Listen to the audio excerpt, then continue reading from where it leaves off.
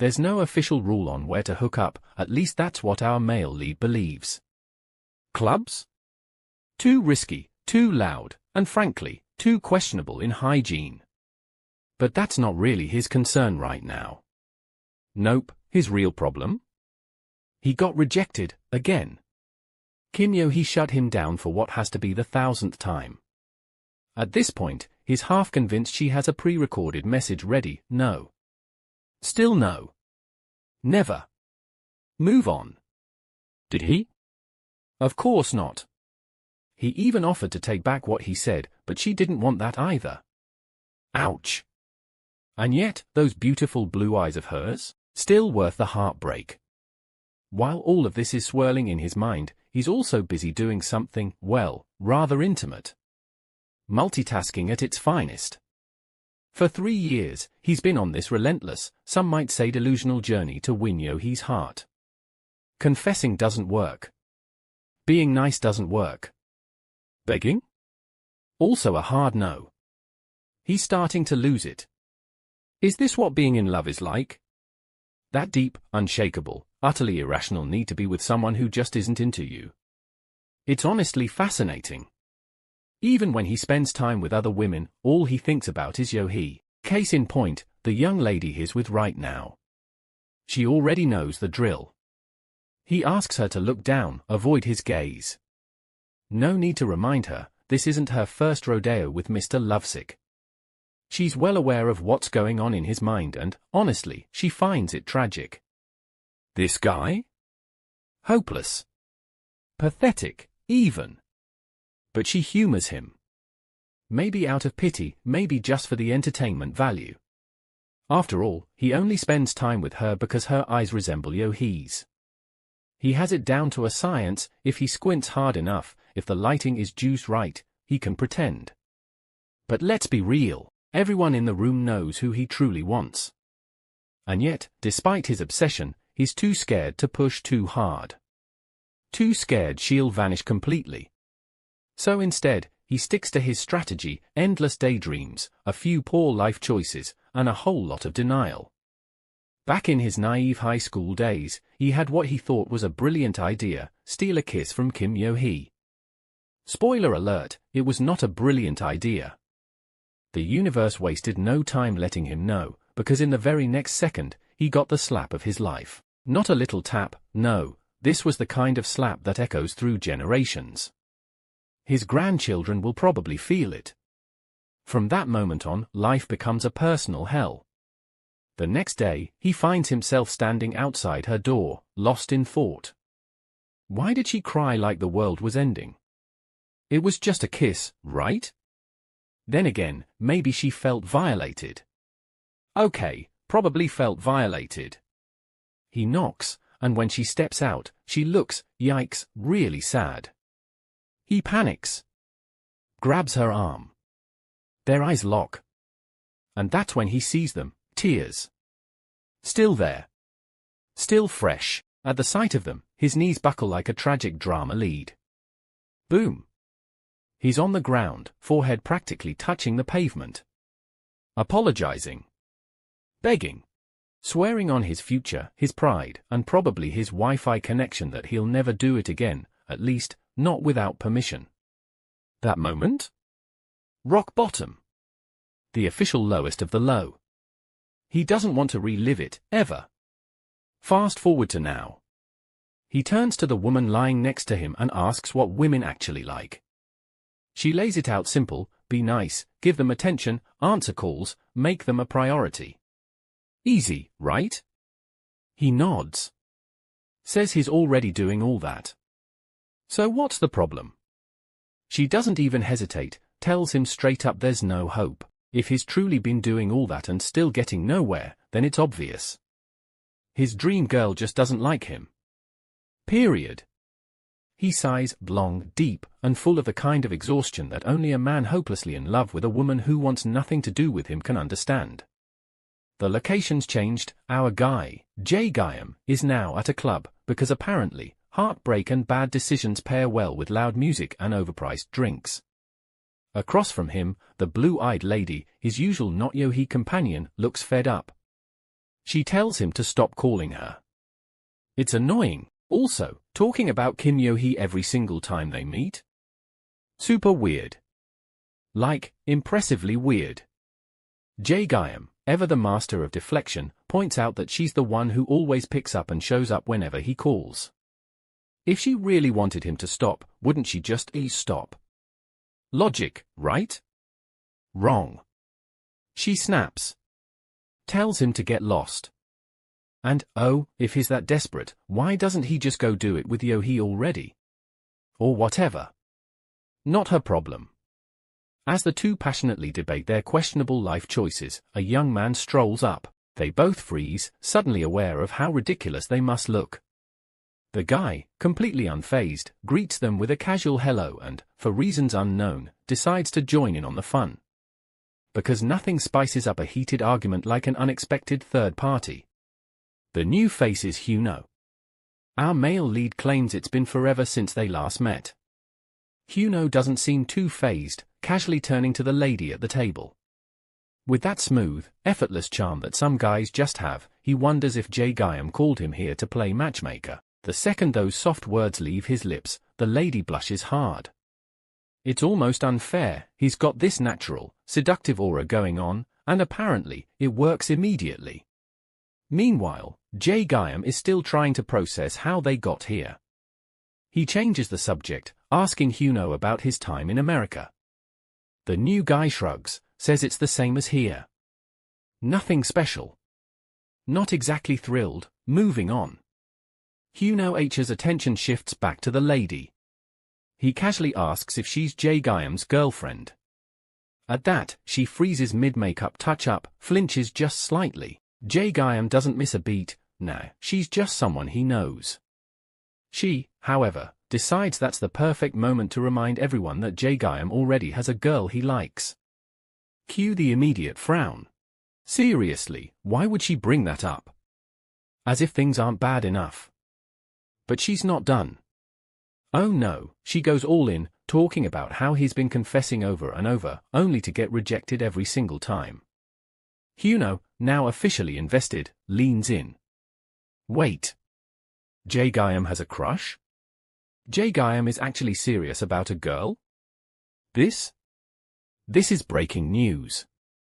He needs details, immediately. The young lady at the table wastes no time delivering a full, detailed rundown of Jae-gyum's tragic love life, how he's been head over heels for Kim Yeo-hee for 3 years, how she's never once returned his feelings, and, most importantly, how he just keeps getting rejected. Over and over and over again. It's honestly impressive. Hyun-oh listens, eyebrows raised. Since when did his friend become this much of a pushover? Back in the day, Jae-gyum had at least some dignity. Not liking where the conversation is going, Jae-gyum quickly suggests that Hyun-oh should probably head home, get some rest, sleep off the jet lag, literally anything that will end this discussion. But Hyun-oh isn't done. Oh no. He tilts his head, eyes Jae-gyum like he's found something interesting. If he's so obsessed with Kim Yeo-hee, then why does he keep meeting up with the lovely lady sitting at their table? Jae-gyum, completely unfazed, explains that this lady's eyes look a lot like Yeo-hee's. Simple as that. Hyun-oh gives the lady a long, assessing glance before nodding in understanding. If this woman resembles Jae-gyum's crush, then Yeo-hee must be stunning. Good to know. Jae-gyum, not taking any chances, immediately warns the lady to stay away from his friend. Hyun-oh is basically a walking, talking romantic hazard. His seduction skills should honestly be illegal.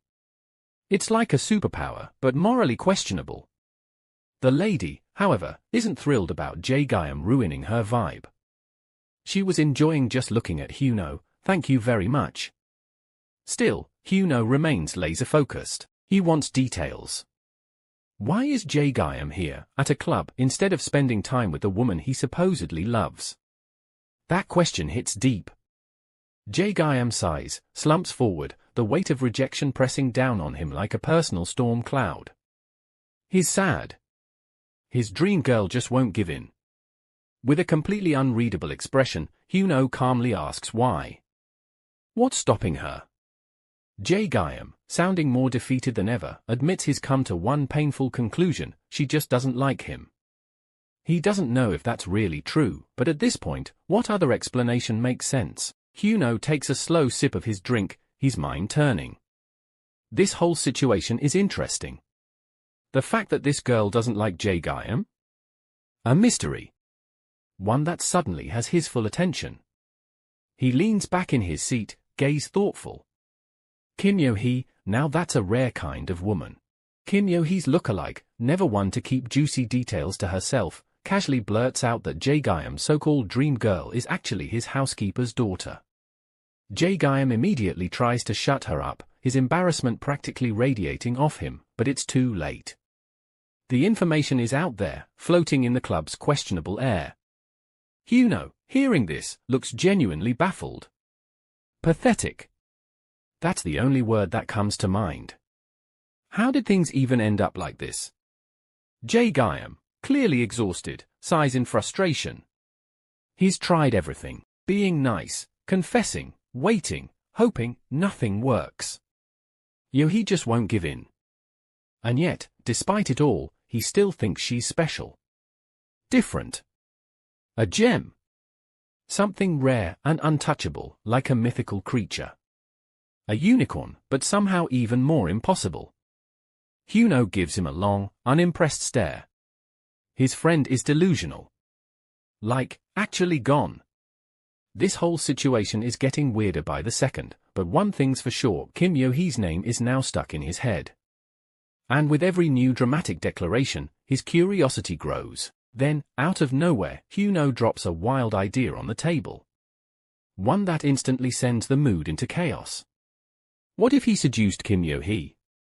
Silence. Jae-gyum's brain short-circuits. He's speechless, completely thrown off by the audacity of it all. Meanwhile, Hyun-oh is as casual as ever. He doesn't think Yeo-hee is that special. She's probably just playing hard to get, raising her value in Jae-gyum's eyes. And since he's an expert in the fine art of seduction, at best, she'll be another challenge for him to conquer. Nothing more. That's it. Jae-gyum loses it, fury takes over, and he makes sure everyone knows just how pissed off he is. How dare Hyun-oh even suggest that? Yeo-hee isn't some easy conquest, some girl who'll fall for cheap tricks. No, she's different. His dream girl isn't a walkover. Hyun-oh just smirks, watching his friend unravel. This is getting interesting. Hyun-oh is having the time of his life. Jae-gyum's reaction is so over the top, so ridiculously defensive, that it only fuels his amusement. He doubles down, suggesting once again that they put his theory to the test. Let's see if Kim Yeo-hee is really that untouchable. Jae-gyum, hopeless romantic that he is, stands firm. He's convinced that if his efforts didn't work, then there's no way Hyun-oh's so-called charm will get him anywhere. Hyun-oh, on the other hand, is completely unbothered. The difference between them, in his mind, is simple: he's not a pushover. Unlike Jae-gyum, he doesn't beg for love like some lost puppy. Lover boy refuses to budge. He knows Yeo-hee. He's spent years figuring her out, and he just doesn't see it happening. But Hyun-oh isn't buying it. If Jae-gyum really knew her, would he still be here, 3 years later, with zero progress? No kisses, no dates, not even the slightest romantic encounter? Let's be real, 3 years is a long time. At this point, even an unbiased observer, aka me, would advise him to cut his losses and move on. Meanwhile, the lady at the table just sits there, completely mind-blown at the absolute madness unfolding in front of her.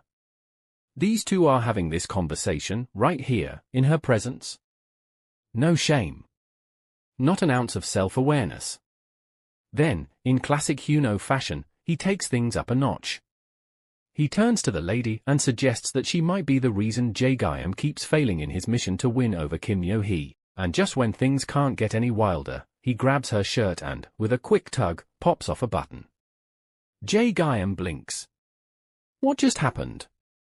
Hyun-oh, unfazed, turns back to his friend and drops his next bombshell, a bet. Jae-gyum, still processing the sheer insanity of what just occurred, stares at him, utterly confused. A bet? What bet? Hyun-oh lays it out. Give him 3 months.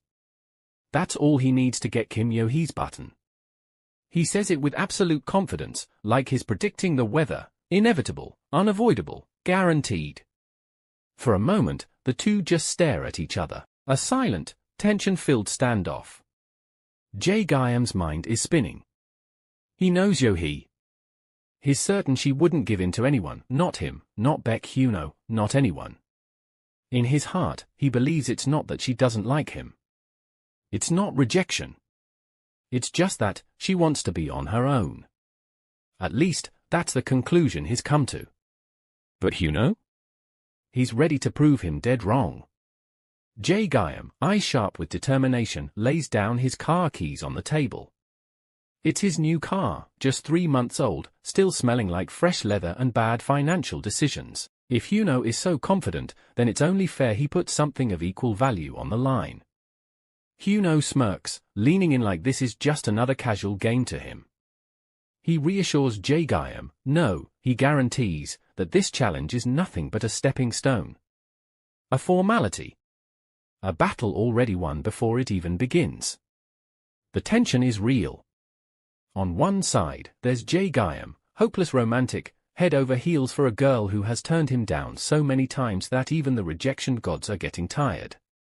He's convinced Kim Yeo-hee is untouchable, immune to even the slickest of advances. On the other, there's Baek Hyun-oh, the self-proclaimed seduction expert, confident that no woman can resist his charm, not even the elusive, unshakable Yeo-hee. Who's right? Who will win? Will Yeo-hee remain a rare, untouchable gem, or will Baek Hyun-oh crack the code? With stakes high and pride on the line, the betting game is officially on. Lee Jae-gyam stumbles into his house, looking like he's had the kind of night that makes bartenders shake their heads in judgment. His place is as nice as ever, too nice for someone currently walking like he's trying to step on every creaky floorboard out of spite. He heads up the stairs with a kind of aggression that suggests the steps personally wronged him. On the second floor, Kim Yeo-hee sits against the door of her room, arms wrapped around her knees. She's been waiting all day, worried sick, though she'd never admit it out loud. He's home now, though, safe, if not completely sober. When he reaches her door, he pauses, then asks if she's still awake. Yeo-hee doesn't answer. Technically, she could just pretend she's asleep, but the truth is, she's been listening for his return all night. She thought about texting, about asking when he'd be back, but in the end, she held back. She always does. Maybe if she keeps holding back, she'll eventually stop caring. Maybe one day, she won't have to fight the instinct to check if he made it home in one piece. Jae-gyam reeks of alcohol and bad decisions, which only confirms what Yeo-hee already suspects. He's probably spent the night with another woman. It's not like this is a new discovery. She's known for a long time that whenever he gets dumped, he copes in the most predictable way possible. The first time she found out, the heartbreak had been unbearable, but that was 3 years ago. Now, she tells herself she's numb to it, except, she isn't. Because if she were, she wouldn't be sitting here thinking about how much she wants to be the one he comes home to. She wouldn't be imagining what it would be like to hold him, to kiss him like all those other women do. But she knows better than to cling to something hopeless. So she swallows it all down, like she always does, curling in on herself as silent tears soak into the fabric of her sleeves. Jae-gyam wakes up to the kind of frustration that makes a man question his entire existence. It's happening again. He just had a dream, nothing crazy, just him and Kim Yeo-hee holding hands and taking a peaceful walk.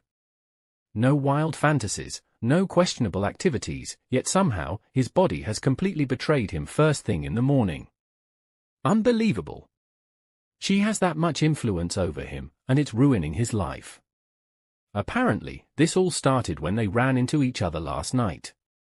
Yeo-hee had stepped out to get some water, and in the dim lighting of the house, Jae-gyam took approximately 1 microsecond to scan her outfit. Thin fabric, soft silhouette, walking around like that in the home of a guy who likes her, what kind of psychological warfare is this? He wonders if she actually thinks he wouldn't notice. If so, she's severely underestimating how much mental strength he does not have when it comes to her. Even after getting dumped last night, his mind is stuck on Yeo-hee. It's humiliating, really. The man has no pride, none at all. What exactly does he feel for her? At this point, it's unclear. Love? Obsession? Plain old idiocy? Honestly, he's starting to lean towards the last option. But maybe, just maybe, love will prevail. That is, if this even is love. His phone suddenly pings, snapping him out of his thoughts. He grabs it and checks the message. It's from Baek Hyun-oh. His brilliant friend has just texted him, asking if Jae-gyam can set him up with Kim Yeo-hee. Jae-gyam jolts upright in bed, staring at his screen like it just personally insulted him. What kind of nonsense is Hyun-oh on this early in the morning? He must be sick in the head. There's no other explanation. Jae-gyam stares at his phone, trying to process the absolute nonsense Baek Hyun-oh just texted him. So his so-called friend actually needs his help to meet Kim Yeo-hee, so he can seduce her? Oh. Right. Their bet, the 1-hour male lead, in his infinite wisdom, temporary insanity, agreed to last night. He's starting to rethink every life choice that led him to this moment. But still, curiosity gets the best of him. He wants to know, desperately, what Yeo-hee actually feels. The bet stays. In all honesty, part of him had wanted to just ask her outright. He wanted to know if she dislikes him specifically or if she just hates men in general. But every time he even thinks about starting that conversation, his soul leaves his body. What if she looks him dead in the eyes and tells him she doesn't like him? That would absolutely wreck him. No coming back from that. So instead, he clings to the hope that she just hates all men equally. At least that way, he knows she isn't with anyone else. Perfectly logical thought process, Lee Jae-gyam. No notes. Another text comes in, and it's Baek Hyun-oh again, this time fully taunting him. The young man is throwing out the idea that Yeo-hee might actually fall for him, the so-called master of seduction. Jae-gyam's left fuming. He doesn't just want her to dislike him, no, that's not enough. If she's going to hate him, she better hate Baek Hyun-oh just as much. With that in mind, he shoots back a text, telling Baek Hyun-oh to come over next week. That's when he'll get to meet Kim Yeo-hee. Whether this is a brilliant move or the dumbest decision of his life, only time will tell. Oh, this is going to be a disaster. And I, for one, cannot wait. Jae-gyam sits at the dining table, eating his breakfast alone, while Kim Yeo-hee is in the kitchen close by, washing the dishes. The meal isn't terrible, but he sees an opportunity to mess with her and takes it. He calls her attention, then casually announces that the food tastes bad. Straight to the point. No sugarcoating. Yeo-hee turns, stunned at the insult, before calmly affirming that she made the meal. Jae-gyam, being the menace that he is, doesn't stop there. He rubs it in, claiming that his mom's cooking is way better. In his completely unbiased opinion, everything his mom makes is perfect, but Yeo-hee's food? Could use some work. Yeo-hee shoots him a death glare so sharp it could cut through steel. With an air of pure annoyance, she tells him to just focus on his meal and keep his mouth shut. Jae-gyam, ever the professional at being a nuisance, immediately responds that he can't possibly eat and stay quiet at the same time. Obviously, Kim Yeo-hee shuts her eyes, trying to will away the headache forming in real time. He's like a stubborn elementary school kid when he gets like this. She wonders, not for the first time, why she even bothered making him breakfast, especially after knowing he spent the night with another woman. Then, the same man who just insulted her cooking proceeds to grab the bowl and devour every last bite like it's his last meal on earth. Yeo-hee catches herself smiling before she can stop it. So it's bad, but you're inhaling it like this? This man makes no sense. She lets out a deep sigh, fully aware that her real problem isn't his nonsense, it's the fact that, despite it all, he still manages to make her heart melt. After finishing, Jae-gyam brings his empty plate over to her. Before she can shoo him away, he drops something unexpected.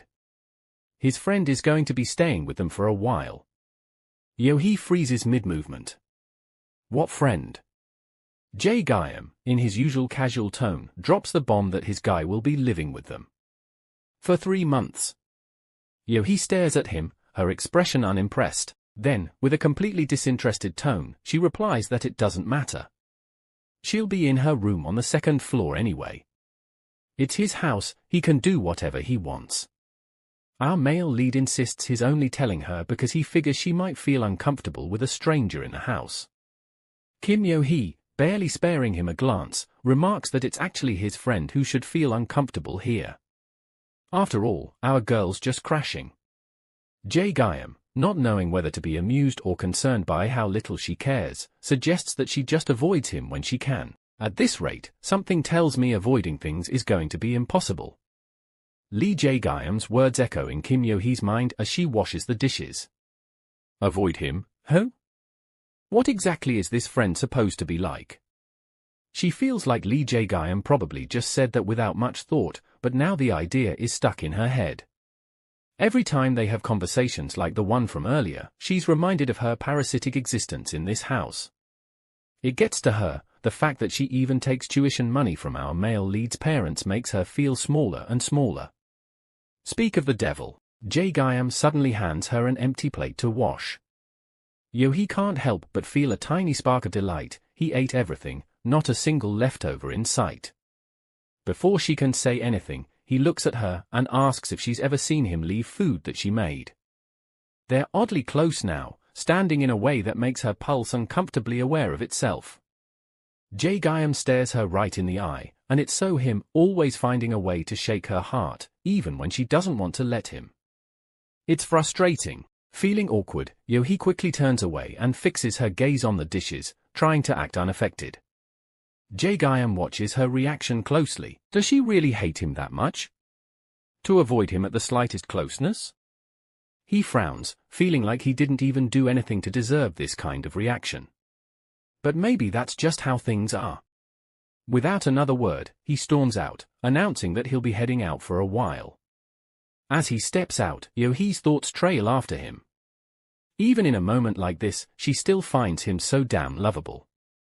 No matter how she looks at him, her feelings for him don't make sense anymore. It's starting to feel like some kind of strange illness.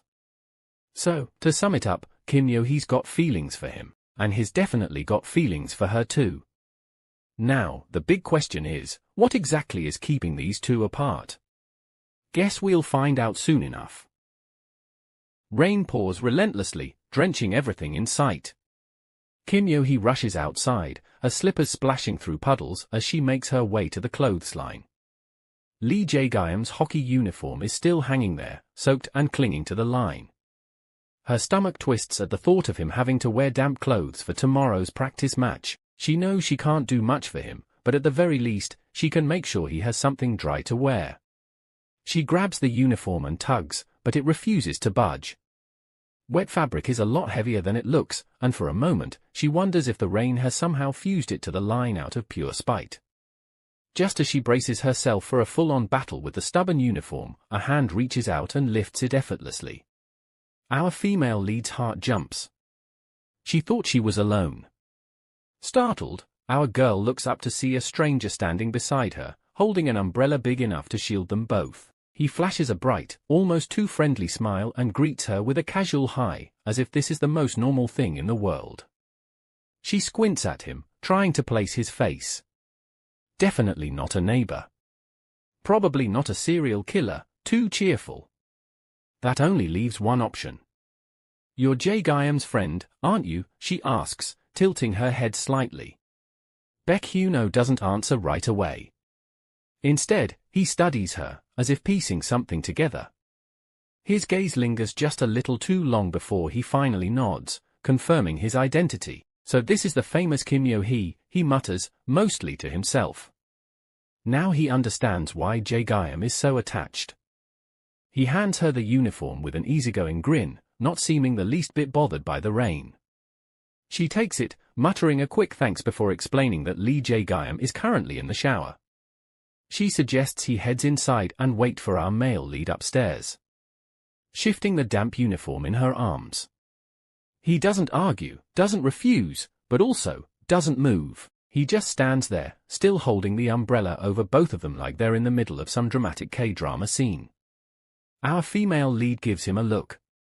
You know standing here isn't going to make him get out of the shower any faster, right? Hyun-oh laughs, but he doesn't budge. Kim Yeo-hee places Jae-gyum's hockey uniform in the basket, her mind replaying the brief conversation she just had. Baek Hyun-oh. That's what he said his name was. She's certain she's never seen him before, but one thing's for sure, he's good-looking. Not that it matters. In her completely unbiased and totally objective opinion, her sweet Jae-gyum is still the best-looking guy around. No contest. She expects Baek Hyun-oh to be gone by now, but when she turns around, he's still standing there, watching her. Most people would take the hint and leave. Not this one. He's just staring. Like he's waiting for something. Once again, our girl suggests he head inside, but instead of moving, he casually tilts his umbrella to cover her a little better and offers to stay until she's done. I'll just stand here, he says, like it's no big deal. Our female lead narrows her eyes and informs him he's making her very uncomfortable. Baek Hyun-oh doesn't flinch. If anything, his expression remains completely relaxed, like she just told him the weather forecast. If you get wet, you'll be more uncomfortable, he counters, full of unshaken confidence. Yeo-hee sucks in a breath and spins back to her task. I'll be done in just a moment, she mutters, suddenly feeling the need to work faster. Behind her, he stays silent, watching as she finishes up. His gaze is sharp, observing every detail. The way she moves, the slight pout when she's concentrating, the way the rain drips from her hair. And then, without thinking, he licks his lips. This young man is dangerous. There's no other way to put it, I tell you this for free. Finally, she's done. Without another word, she heads inside, the young man following a few steps behind. Something tells her this is only the beginning. As they step inside, Baek Hyun-oh folds his umbrella with a level of care that makes Kim Yeo-hee pause. He does it so neatly, so effortlessly, that she can't help but think of Lee Jae-gyum.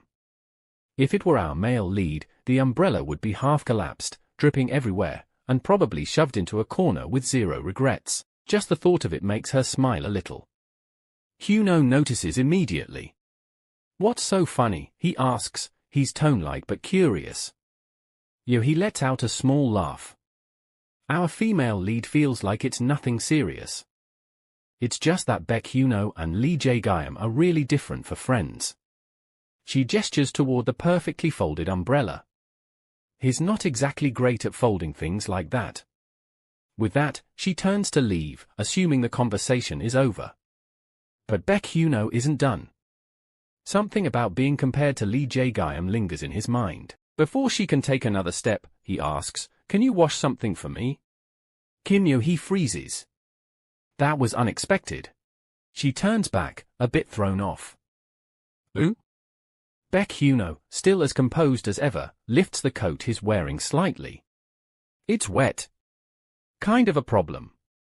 That's it. No subject, no explanation, just a casual statement like he's talking about the weather. She blinks at him, still processing. Who asks something like that so naturally? Are all rich kids like this? She's curious to it if his coat is machine washable, she asks, half expecting him to be the type to own some ridiculously delicate designer coat. It doesn't matter, he replies smoothly. I just need it washed. I have to wear it tomorrow. Yeo-hee stares at him for a second longer before sighing. There's no point in arguing. Fine. She takes the coat, still wondering what she just got roped into, while Hyun-oh watches her with that same unreadable expression. Jae-gyum steps down the stairs, his gaze immediately landing on Baek Hyun-oh. Yo, he greets casually. The young man nods in return. Where's your mom? In the annex, Jae-gyum replies, then waves a dismissive hand. You don't have to go out of your way to greet her. I already told her you'd be coming today. With that, he turns to Kim Yeo-hee, wondering if the two have met yet. Before she can answer, Hyun-oh butts in and informs our male lead that they met out front. He's so casual and free talking about it. Kim Yeo-hee's head tilts slightly at his words. Something about the way he said that makes her pause. Since when were they close enough to drop formalities? And more importantly, when did she ever tell him her name? Her frown deepens as she shoots Baek Hyun-oh a skeptical look, but he doesn't seem fazed in the slightest. Jae-gyum doesn't seem to notice the tension. Are you done with introductions? He asks before immediately following up with an instruction for her to go inside. Yeo-hee blinks at him, still distracted, but when she doesn't move right away, he speaks again, this time sharper. He wants to know why she's still standing there. That snaps her out of it. She straightens up, realizing too late that both boys are looking at her, and the way Jae-gyum just ordered her off like that, especially in front of someone else, makes heat crawl up her face. It's not like she expected him to treat her like royalty, but come on. Was this really necessary? For a second, she wonders if he's just trying to show off in front of his friend. Still, before she leaves, she hesitates. Are you eating dinner at home today? She asks with anticipation, her voice hopeful. Mom made something special, and all she needs to do is set the table. Normally, on days when Jae-gyum didn't have training, he always ate with her, no matter what. He used to say it made him furious seeing her sit alone at the table. But now, Jae-gyum doesn't even glance at her. I'm eating out. His tone is cold. Yeo-hee stiffens. What? That doesn't make sense. Before she can question it, Jae-gyum calls for Hyun-oh, already turning to leave. Just like that, he's gone. Sharing a meal with Jae-gyum was rare enough that it felt precious to Kim Yeo-hee. It wasn't just about food, it was about the quiet moments, the familiarity, the unspoken promise that no matter how chaotic life got, he would always sit across from her at the table. Now, with one indifferent answer, he made it seem like it was nothing. Her chest tightens. So that's how it is? Sadness creeps in first, but it doesn't take long for anger to follow. Jae-gyum was the one who said he didn't want her to eat alone. He was the one who acted like it mattered. So why was he suddenly throwing that away? Why was he being such a jerk about it? And the worst part? He'd probably act like it wasn't a big deal. Like she was just overreacting. But to her, even the moments when he showed affection now felt like lies. He always called her the bad one, but look at him, breaking promises, embarrassing her in front of his friend, acting like she didn't matter. He was definitely the bad guy. The realization makes her even more pissed. Lee Jae-gyum sits in silence, arms crossed, deep in thought. His head feels like a battleground. On one side, regret punches him in the gut for snapping at Kim Yeo-hee, and on the other, stubborn pride refuses to let him march into the living room and apologize. He told himself to stay away, but now all he's got is a front row seat to his own bad decisions. And then there's Baek Hyun-oh. The guy just said hi to Kim Yeo-hee, and somehow that was enough to send Jae-gyum into a spiral. It's unfair. When he was into her, she barely budged. Now, one casual greeting from Hyun-oh, and Jae-gyum is sitting here, contemplating his life choices like a man who just realized he left his phone at home after locking the door. With a sigh, he pulls out a pack of cigarettes, fishing out a stick like it holds the answers to the universe. Hyun-oh, never one to miss an opportunity to poke the bear, leans in and casually drops, "You know, Kim Yeo-hee is actually super pretty." No puns, no jokes, just a simple fact. He shrugs, as if to say, "Can't blame you for losing your mind over her." Jae-gyum's eyes flick over to him, unimpressed. If you're having second thoughts about the bet, you can still back out. He's not in the mood for games, especially not ones that involve someone like Hyun-oh trying to figure Yeo-hee out. Baek Hyun-oh raises a brow, the corner of his lips twitching like he's holding back a smirk. And ruin the fun? Come on. I just got started. He leans back, looking far too relaxed for someone stirring up trouble. Besides, don't you want to know how she really feels? Because I do. Our male lead's expression sours instantly. He was already irritated, but Hyun-oh just keeps running his mouth about Kim Yeo-hee like he's trying to set a new record for the most annoying conversation topic. It's grating on his nerves, and for a moment, he wonders if his so-called friend came back from America with a brand new personality, or just an upgraded version of his usual jerk tendencies. But then Hyun-oh crosses a line. With a lazy smirk, he throws out the boldest claim yet, saying there's no reason to use honorifics when talking about Yeo-hee since, according to him, he'll be taking her virginity anyway. Lee Jae-gyum doesn't even hesitate. His cigarette is out of his hand in an instant, discarded like the nonsense he just heard. He leans in, eyes sharp, voice low, and lets Hyun-oh know just how much of a complete scumbag he's become since stepping off that plane. And while they're on the subject, Jae-gyum makes one thing very clear: there's zero chance Yeo-hee is up for grabs. He doesn't care how confident Hyun-oh is. It's just not happening. His fists clench so hard his knuckles turn white, but he doesn't care. He knows Kim Yeo-hee better than anyone. Years of friendship don't lie, and if there's one thing he's sure of, it's that she'd never fall for someone like Baek Hyun-oh. Not in a million years. Of course, that logic makes him pause for half a second. If she'd never fall for a guy like Hyun-oh, then what does that say about him? The one who, not too long ago, was pulling the same nonsense? The theory still holds up, though. If she hates guys like him, then she'll definitely hate Hyun-oh. And for now, that's the only thing keeping his blood pressure from skyrocketing. Time ticks by, and Hyun-oh lies in bed, phone in hand, scrolling mindlessly. Jet lag still clings to him, but his body has other ideas. His hormones are already in overdrive, like they're trying to make up for lost time. Dangerous? Yeah, I did warn you. And right now, the young man's debating whether to take matters into his own hands or outsource the job. He keeps scrolling, and that's when he sees her, Miss Kim Soo-ae, the woman from the bar. She had already texted him, and he hadn't bothered to reply. He clicks on her profile, eyes narrowing slightly. Yeah, she really does look a lot like Kim Yeo-hee. Almost enough to make a guy do a double take, but just as he starts considering his next move, an image flashes through his mind: Kim Yeo-hee, smiling, talking about Lee Jae-gyum like he's the best thing since unlimited data plans. Annoying. He clicks his tongue, pushes himself up, and walks over to the window. One hand finds his cigarette pack, the other shoves his phone into his pocket. He lights up, takes a slow drag, and exhales into the night. Yeah. No question about it.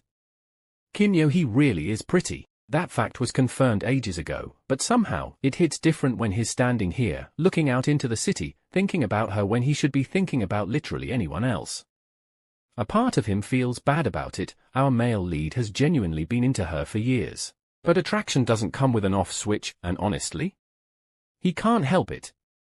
No lies, even I get the hype. And she's not even real. Funny, right? Baek Hyun-oh fires off a message to Kim Soo-ae, throwing out a casual invite to meet up. She's down. No hesitation. Just like that, plans are set. He leans back against the headboard, feeling completely at ease with this arrangement. No guilt, no second thoughts. Soo-ae and Jae-gyum are on the same page about this whole bet thing, so really, what's there to feel bad about? Still holding his phone, he shifts his gaze out the window, and there she is, Kim Yeo-hee, out in the yard, hanging Jae-gyum's clothes on the line like she's starring in some old-school domestic drama. Hyun-oh watches her for a moment, tilting his head slightly. Lee Jae-gyum really hit the jackpot with his choice of crush, didn't he? But then there's that lingering question, the one he can't seem to shake. Does she really not like him back? It just doesn't add up. Down below, Yeo-hee lets out a small groan, stretching her back after finishing up. Without thinking, Hyun-oh calls out to her, waving. Careful, don't throw your back out. She freezes. Then, slowly, she looks up, completely stunned. Her eyes dart around, probably checking to make sure she's the one he's talking to. Once she confirms there's no one else in sight, she points to herself as if to say, me? The young man grins down at her, resting an arm on the window frame. Yeah, you. Kim Yeo-hee gives him a hesitant wave in return, her expression stuck somewhere between confused and awkward. Cute, it's just way too cute. Hyun-oh blinks, feeling his face warm slightly. Well, that's new. Later that evening, Kim Yeo-hee stares down at Baek Hyun-oh's coat, freshly washed and completely ruined. The washing machine did a number on it, and now she's left wondering how on earth she's supposed to hand it back like this. Regret settles in, she should have double-checked the settings. Our female lead bites her lip, glancing toward Jae-gyam's room. If he finds out she messed up the young man's coat, it's going to make things awkward for him too. Best to avoid that. Decision made, she grabs the coat and makes her move, heading straight for Baek Hyun-oh's room before her mistake can become public knowledge. She tiptoes down the hall, careful not to make noise as she passes Jae-gyam's door. Is he asleep already? Her mind drifts back to their conversation earlier. He'd had a rough day, stressed, tense, the whole package. By now, our male lead is probably knocked out. She gives his door one last glance before continuing on. Hyun-oh's room is up in the attic on the 3rd floor, which honestly makes it feel like he's more of a visiting guest than someone who actually lives here. At least for 3 months he's practically here. The guy is barely around. But as she approaches, something makes her freeze mid-step. His door is wide open. Her eyes widen slightly. She'd assumed he'd be asleep by now, but clearly, that's not the case. Well, that's convenient, she thinks, gripping the coat a little tighter. At least this way, she can explain what happened instead of just handing him a destroyed jacket and bolting.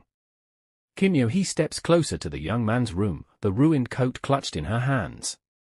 She stops just outside his door, brows furrowing as she picks up on strange noises, groaning, moaning.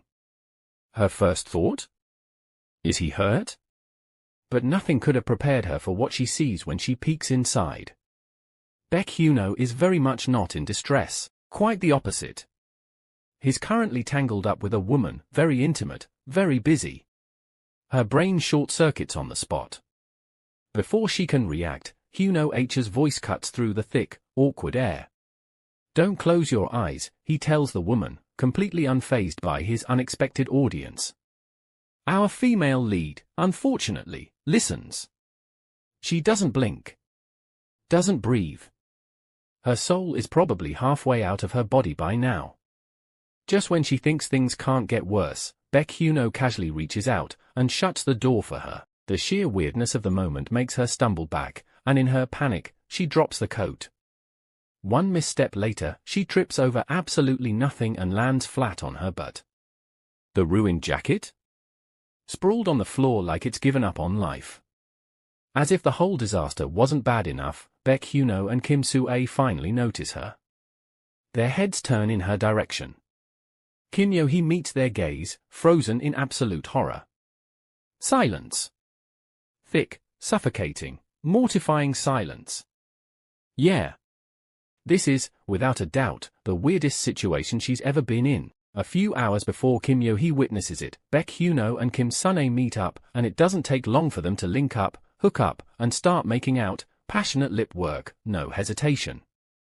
Sun-ae wonders how he's being so bold, considering they're in Lee Jae-gyam's house. Then again, maybe that's the whole point. She's not one to judge, though. They get down to business.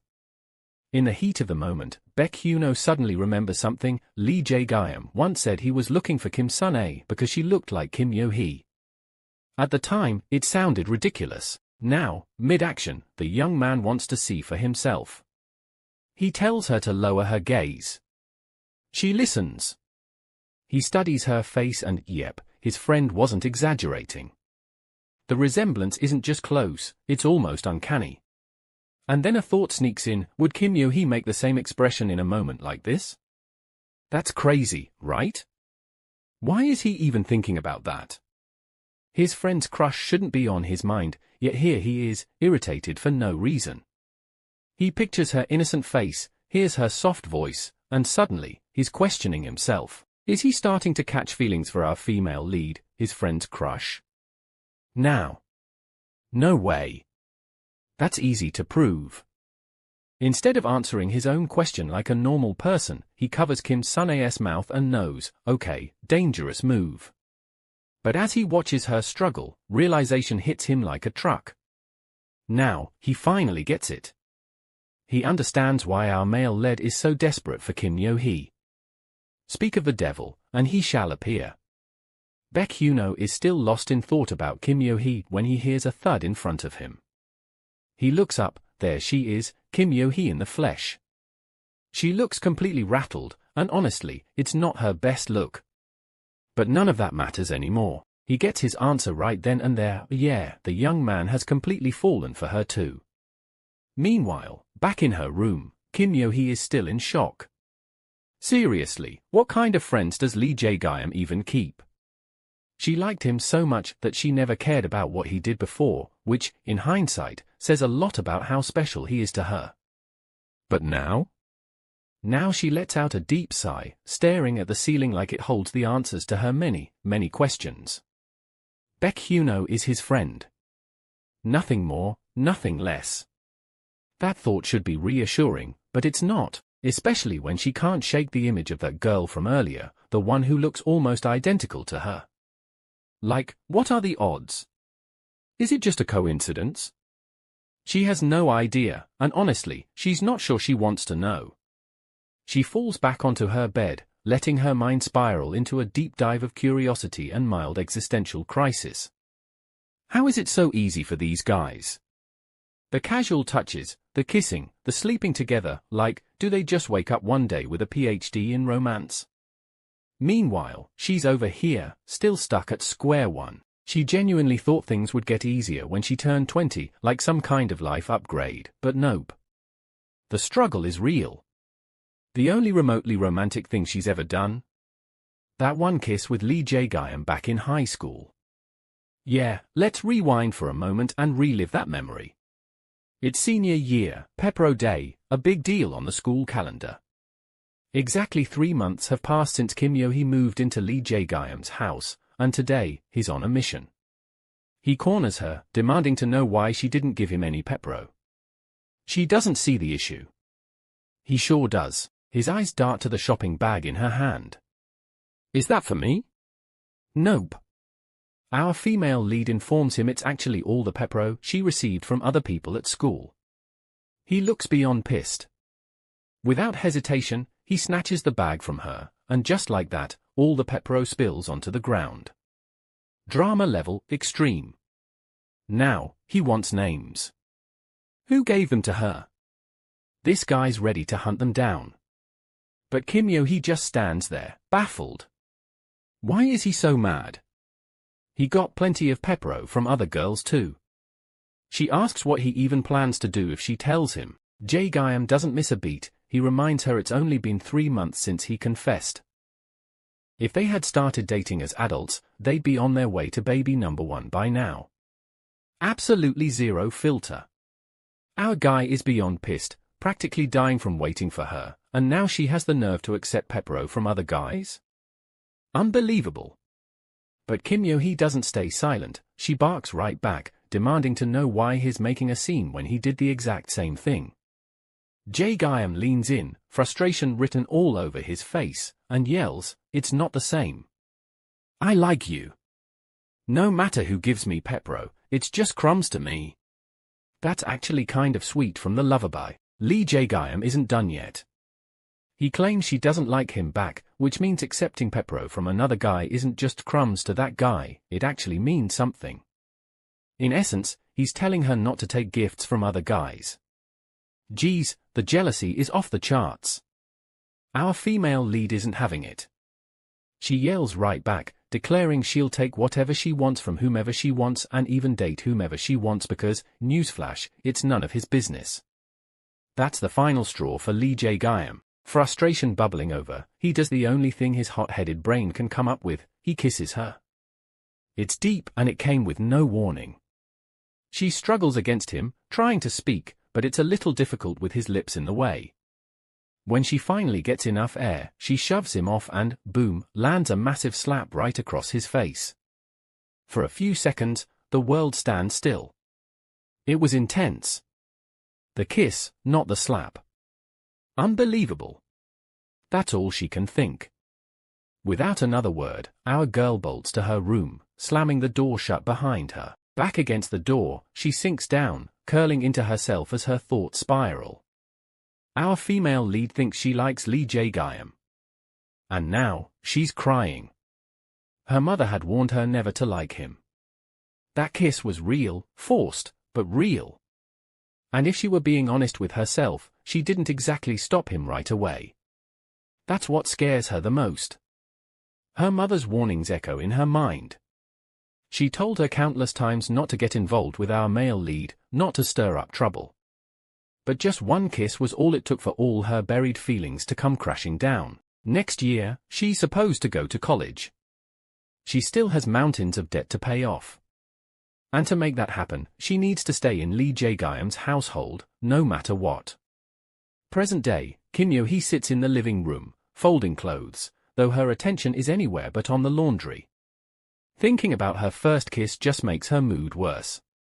And after what she saw Baek Hyun-oh up to earlier? Yeah, that's not exactly helping either. Old memories she thought she'd long buried start creeping back, which is just fantastic, but sulking won't magically change the past, so with a deep sigh, she grabs the TV remote and flips through channels while still half-heartedly folding. The show currently playing happens to be one Lee Jae-gyum really likes. Just checking if he's asleep, maybe he'd want to watch it with her. Then again, knowing him, he might also just grunt in response and roll over. Before she can make up her mind, footsteps echo from the stairs. Yeo-hee.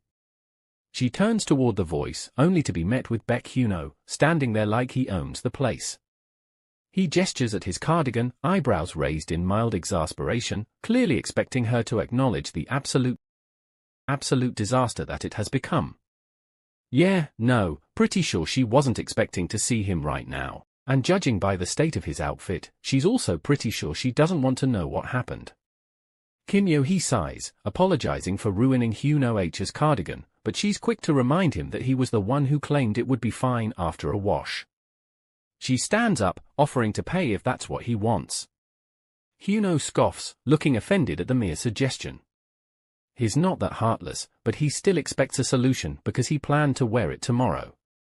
Yeo-hee, unimpressed, suggests he wear something else. He stares at her like she just committed a crime. I'm a cool tone, he says, as if that explains everything. Yeo-hee blinks. Nope, still doesn't make sense. This guy might actually be as crazy as Lee Jae-gyum. Without hesitation, Hyun-oh grabs a cardigan from the folded laundry and throws it on like nothing happened. Problem solved. He tells her not to worry, saying he'll handle Jae-gyum himself. Since the two are close, Yeo-hee decides to let it go. She turns to leave, telling him he can watch TV alone if he wants. Just as she reaches the stairs, he suddenly calls her back. She turns, only to see him walking up with a face way too serious for comfort. He asks if she saw anything earlier. Her throat goes dry. Keeping her eyes forward, she quickly responds, claiming it was too dark to see a thing. Hyun-oh chuckles, clearly not buying it. He asks why she's lying, then lowers his voice and asks if she saw him with that Nuna. Her grip tightens on the laundry, but she says nothing. For a moment, she considers just walking away, but nope, she's way too furious for that. Kim Yeo-hee spins around, eyes blazing, and demands to know what in the world Baek Hyun-oh was thinking. Why would he do that? What if Lee Jae-gyum had caught them? And, seriously, of all places, why pull that stunt in his house?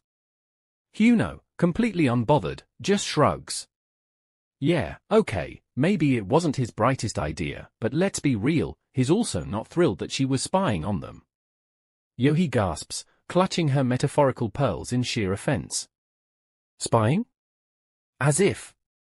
She makes it crystal clear that she had absolutely zero interest in whatever weird nonsense he was up to. In fact, just to drive the point home, she calls what she saw disgusting. Hyun-oh, still as unfazed as ever, just raises an eyebrow and casually informs her that their dear male lead does that same disgusting thing all the time. That does it. Yeo-hee lets out a scream, and the clothes in her hands go flying. Shirts, socks, and one very unfortunate pair of pajamas scatter through the air like confetti at a very regrettable parade. As if realizing a crime has just been committed against perfectly good laundry, she immediately scrambles to pick everything up, folding each piece with a level of focus that suggests her entire existence depends on it. And then, because Hyun-oh is incapable of letting a conversation end peacefully, he throws another curveball. By the way, why haven't you accepted Jae-gyam's confession yet? Yeo-hee freezes. Just for half a second. Then, without missing a beat, she brushes it off like it's the most irrelevant question in the universe. None of your business. Hyun-oh, being Hyun-oh, strikes a dramatic pose, clearly about to stir up even more trouble. He crouches down to help her with the laundry and drops a bomb. Turns out the nooner he just slept with looks a lot like Yeo-hee. Her brain short-circuits for a moment. Weird. Super weird. But before she can even process that, he pops another bubble, casually mentioning that Kim Sun-ah has slept with Jae-gyam too. Yeo-hee is stunned.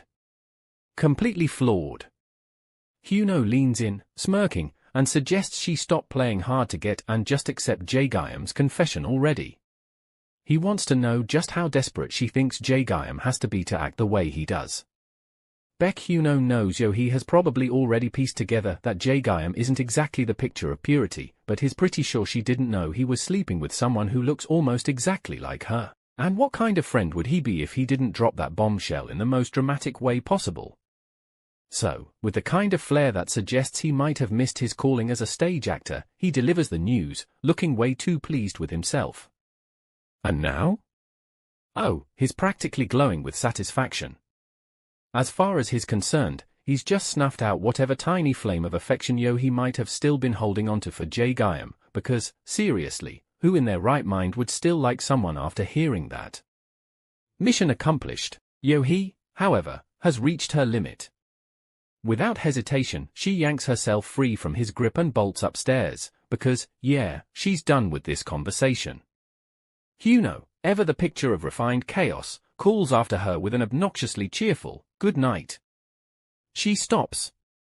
Dead in her tracks. Then, slowly, oh so slowly, turns back to glare at him with an expression that could probably set things on fire if she tried hard enough. Without another word, she storms off, looking absolutely livid. Hyun-oh smirks as he watches her go.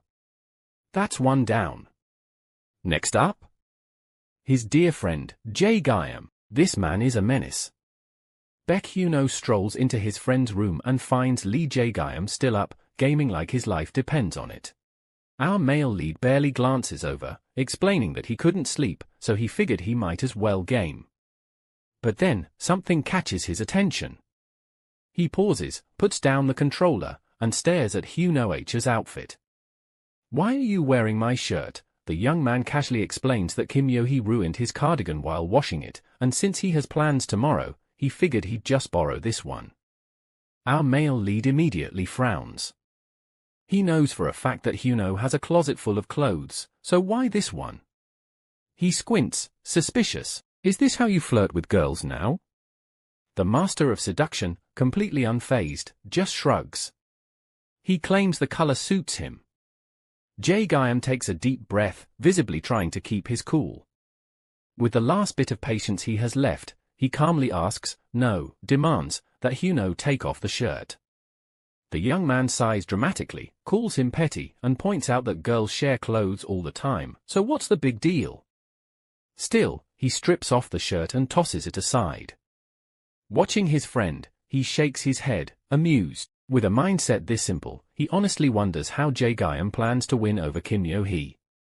Baek Hyun-oh leans against the wall, arms crossed, and casually drops the bomb. Telling our guy he slept with knockoff Yeo-hee. Our male lead freezes mid-game. What? That's Kim Sun-ah, by the way. Lee Jae-gyam slowly turns, his brain short-circuiting. He stares at his crazy friend like he's just grown a second head. Are you insane? Hyun-oh shrugs. She asked, so I did it. Our male lead jaw clenches. So, what, you just sleep with every girl that asks? Honestly, someone needs to get this man evaluated. He's a walking red flag. But Hyun-oh, completely unbothered, simply smirks. I only did it because she looks like Yeo-hee. Jae-gyum is officially speechless. No words. Nothing. He watches in disbelief as Hyun-oh saunters out of the room like he didn't just say something completely unhinged. This is going to be a problem. It's only a matter of time before these two clash. The real question is, who's going to get the girl? And more importantly, who's going to win the bet? He felt awful. Of all the things his brain could come up with, it had to be that, a nightmare starring Baek Hyun-oh and Kim Yeo-hee getting way too cozy, so ridiculous he didn't even have the words for it, just lying there, staring at the ceiling like his brain had betrayed him on purpose.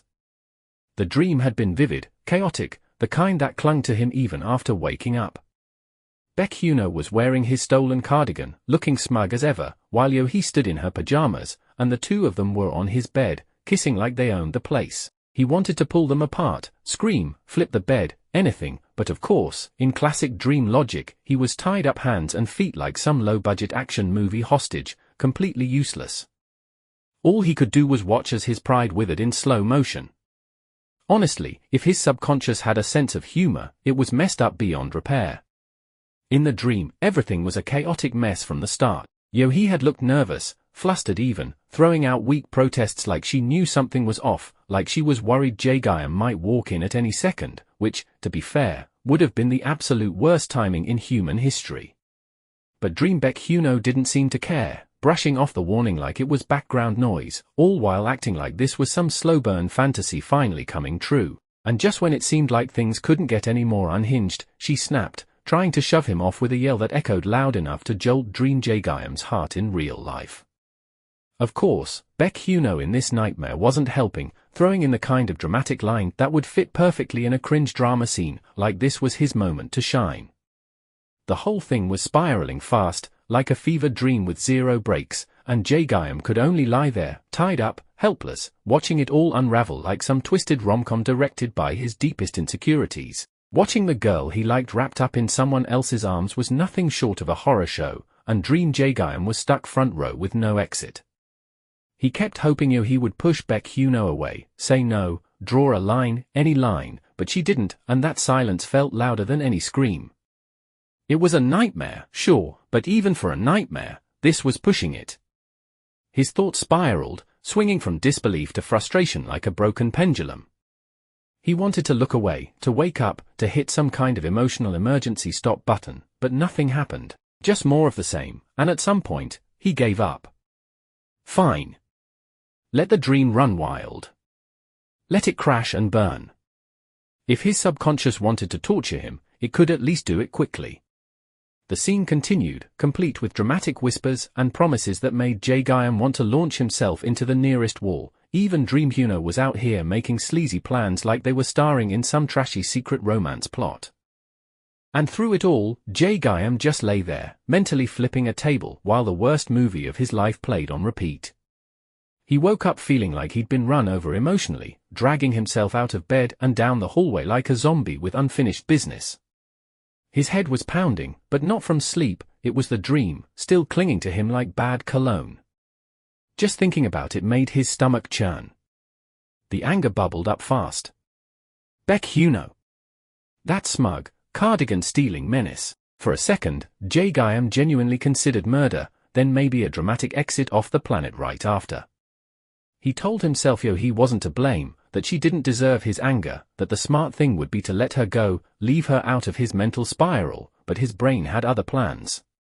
The second he remembered the look on her face in that dream, all bets were off.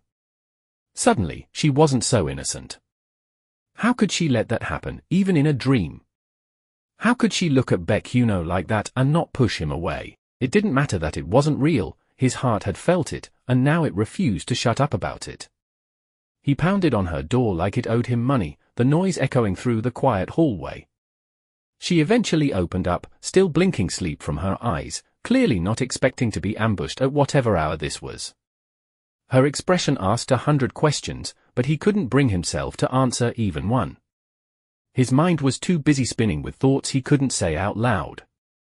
He wanted to ask if she'd slept with Baek Hyun-oh, but even just imagining the words made his cheek sting in advance. No way that wouldn't end with another slap.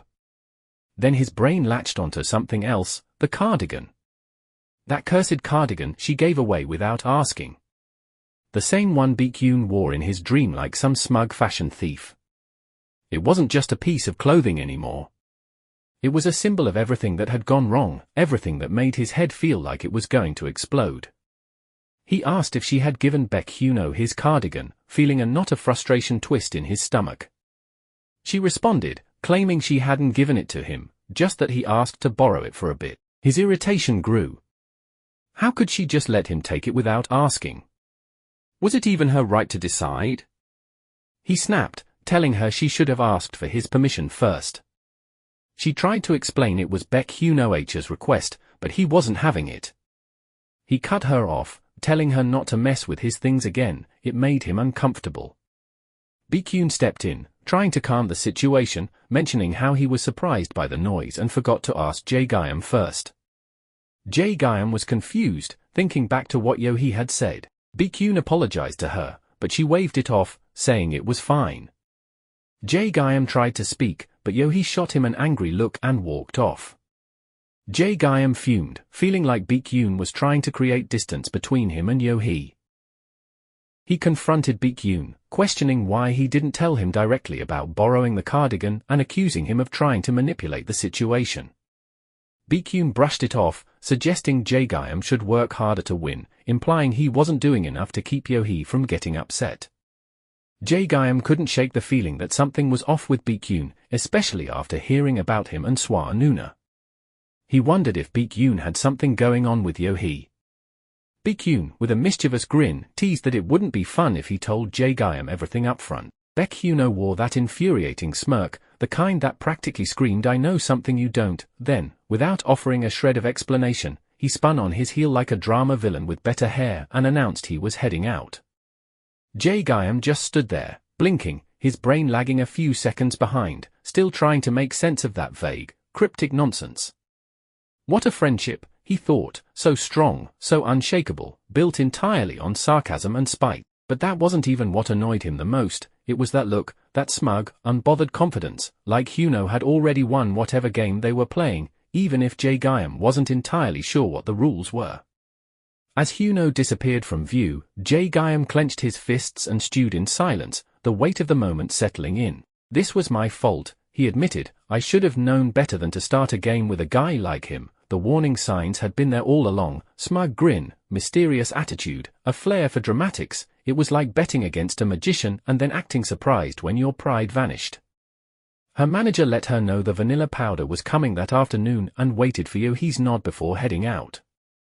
Yeo-hee thanked her, smiling like the polite, reliable part-timer she is, then went back to wiping the counter. The cafe near school paid decent and the work was manageable, not too bad if you ignored the occasional caffeine-fueled customer stampedes.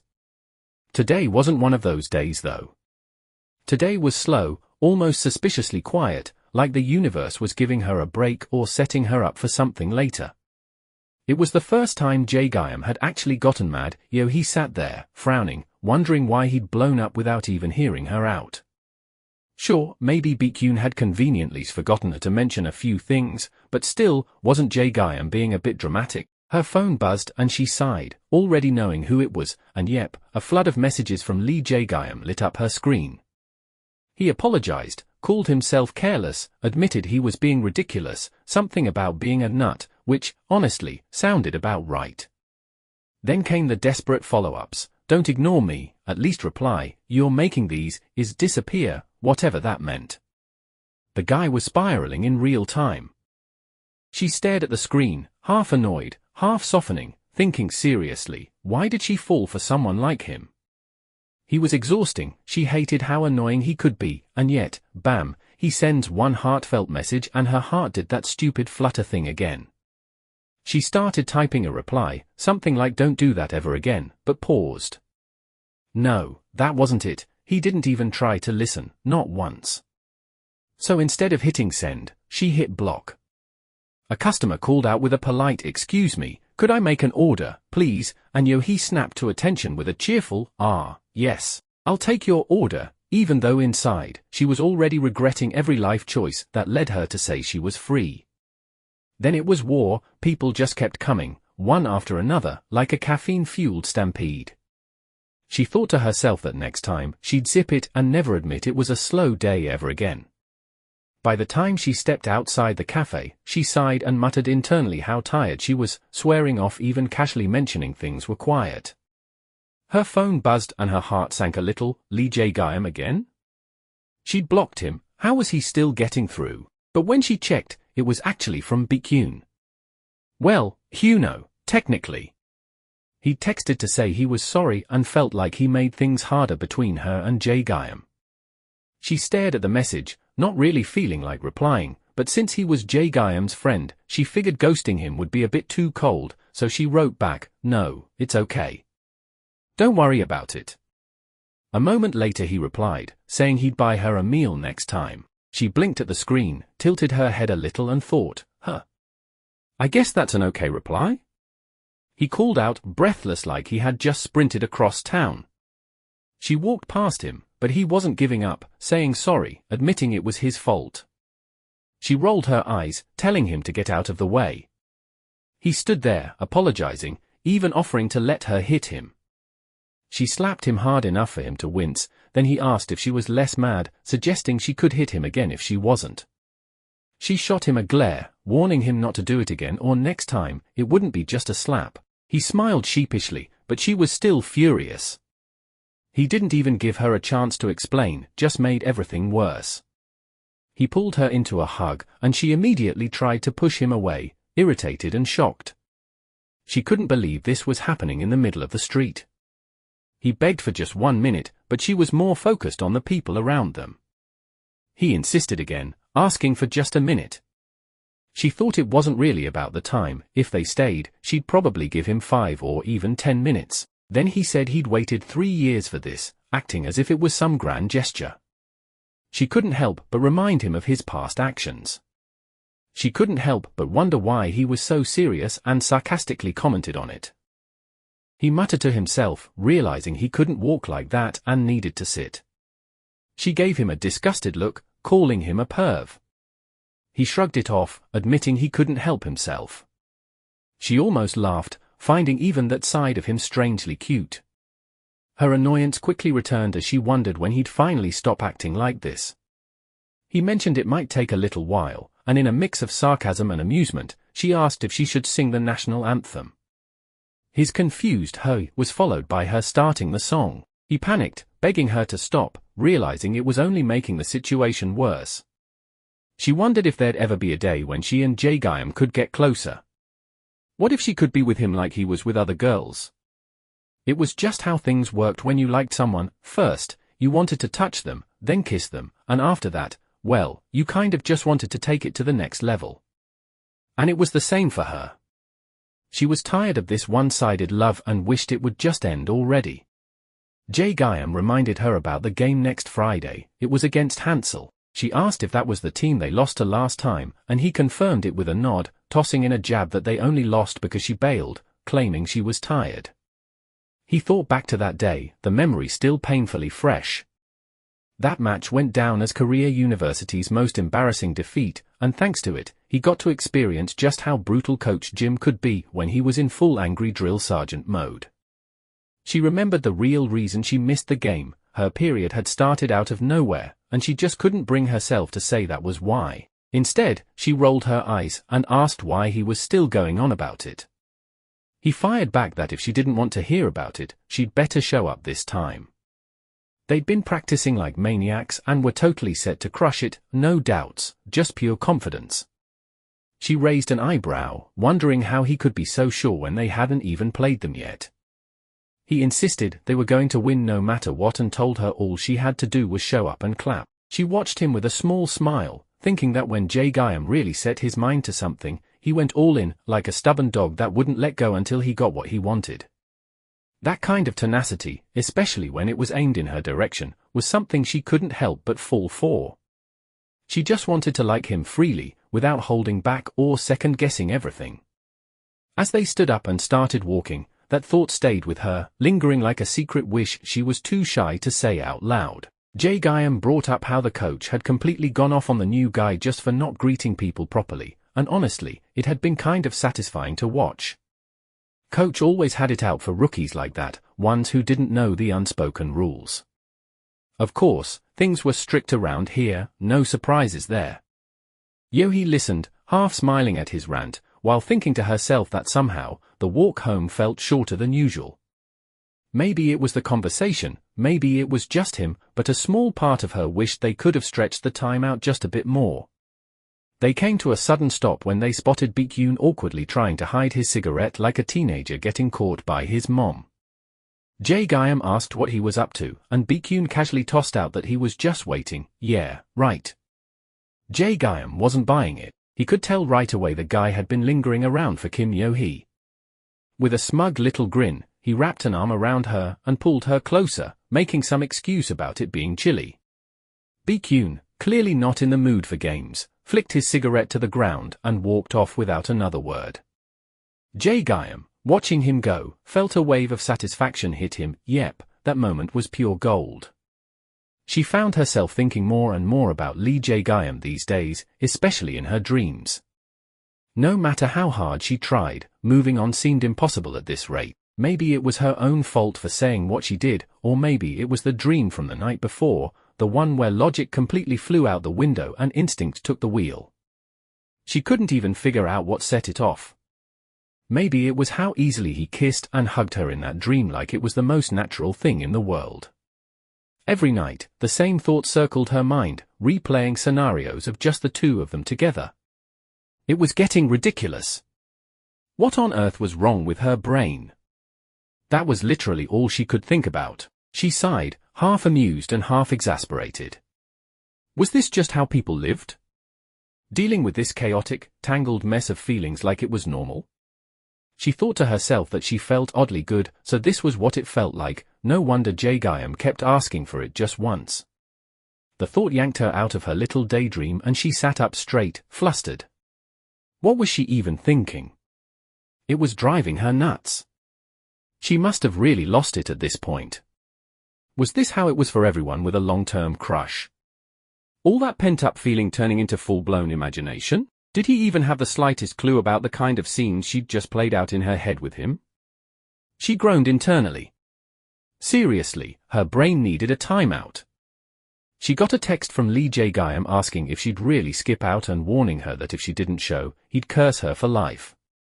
She replied that she'd be there on time and told him not to worry, even though she rolled her eyes while typing. In her head, she figured Jae-gyum was the type who probably fooled around with other girls just for fun anyway, so there was no reason to feel guilty about anything, not like she owed him her heart on a silver platter.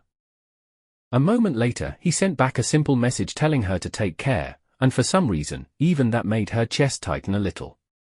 She muttered that she should probably get ready to head out. While stepping outside, she tried to shake off the heat clinging to her face, wondering if it was still leftover embarrassment from that ridiculous dream.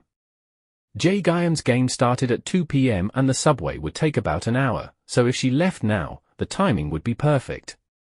Still, her cheeks burned like someone had cranked the heater in her brain. As she reached the front, Baek Hyun happened to be passing by and greeted her. She gave him a casual nod back.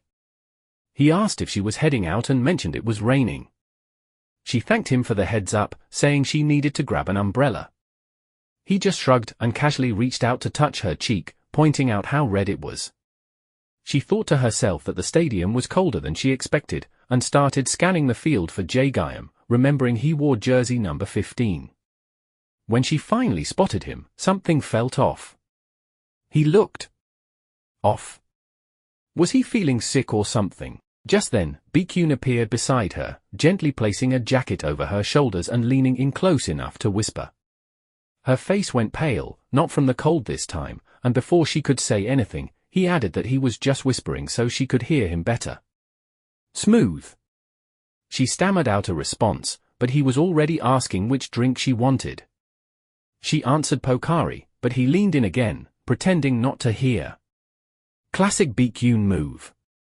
She called out Pocari, as Baek Hyun nodded and got up to grab it, muttering to himself about how crazy Jae-gyum was. Even with so many people around, he had spotted Kim Yeo-hee right away. As Baek Hyun walked off, she couldn't help but think about Jae-gyum. Where was he looking? He wasn't even focused on the game. What if he got substituted? Just then, an opponent slammed into him, sending Jae crashing to the ground in pain. Her heart skipped a beat. Lee Jae. In the locker room, Yeo-hee noticed the pain in Jae face as he placed his helmet in his locker. The rough hit from the other player had left a bruise on his back. She gently lifted his shirt to check and asked if he was okay, suggesting he should go to the hospital. He pulled her hand away and asked why she was with Baek Hyun-oh, then questioned why she'd been laughing and whispering with him. She tried to explain, but Jae-gyeom's gaze grew more intense as he asked if she knew whether or not he liked her. Yeo-hee sighed, admitting she knew what Jae-gyeom was implying. He seemed frustrated, asking why she'd act that way with Baek Hyun-oh, whispering and letting him give her his jacket. He questioned if she was trying to jinx the game. She explained they'd just come together, pointing out that Baek Hyun-oh was his friend and there was no reason to act suspicious. Jae-gyeom, however, wasn't convinced. He argued that even if someone was a friend, it didn't mean they couldn't cause trouble. He pointed out that she and Baek Hyun-oh could easily end up together, which made her snap. Annoyed, Yeo-hee shot back, asking if Jae-gyeom thought she liked every guy just because they were male. Yeo-hee thought to herself, "You don't even know how much I like you." Jae-gyeom, clearly frustrated, admitted he was anxious that she might suddenly run off with someone else, making it hard for him to focus on the game. Yeo-hee, irritated, shot back that just because she was near Baek Hyun-oh for a bit didn't mean she had to listen to his complaints. She started to walk away, but Jae-gyeom grabbed her hand, his voice urgent. He said he'd chased after her for 3 years and couldn't let some other guy get close without saying something. She told him to move, fed up with him standing in her way. Jae-gyeom thought to himself, at this rate, you might actually end up with Baek Hyun-oh. He couldn't keep his mind on the game with all this going on. He asked, exasperated, if she was going to keep tormenting him like this. Yeo-hee snapped, "When did I ever torment you?" She was frustrated, insisting that Jae-gyeom was making a big deal out of nothing.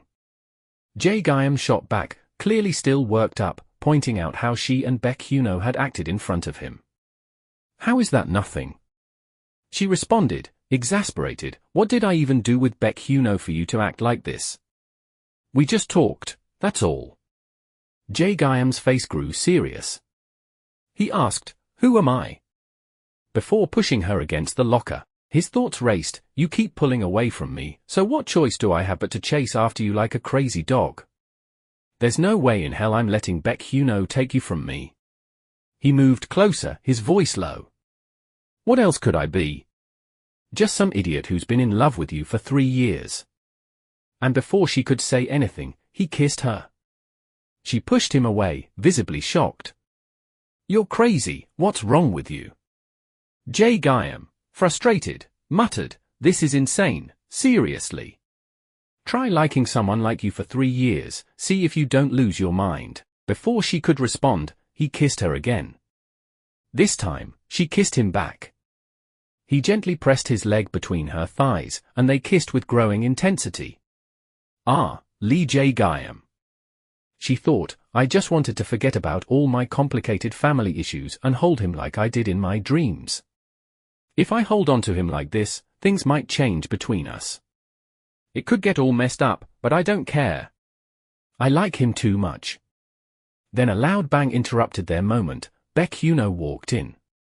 Baek-hyun couldn't shake the feeling that something was off. He'd been fine when he first came to the stadium with Kim Yeo-hee. He remembered their drive there when he said, "It'll take about 30 minutes. You could take a nap if you're tired." She had replied, "No way, how can I sleep when you're driving?" He'd reassured her, "It's fine." Now, he thought to himself, now that your secret's out, you're making eye contact just fine and answering me properly. Everything had been going smoothly after they entered the stadium. Lee Jae-gyeom didn't like him, just like he'd expected. And Kim Yeo-hee, she'd looked at Jae-gyeom with worry in her eyes, saying, "Oh my god." Baek-hyun continued to think to himself, "What, does she like hockey?" At first, he thought it was just a simple thing, but soon he realized he was completely wrong.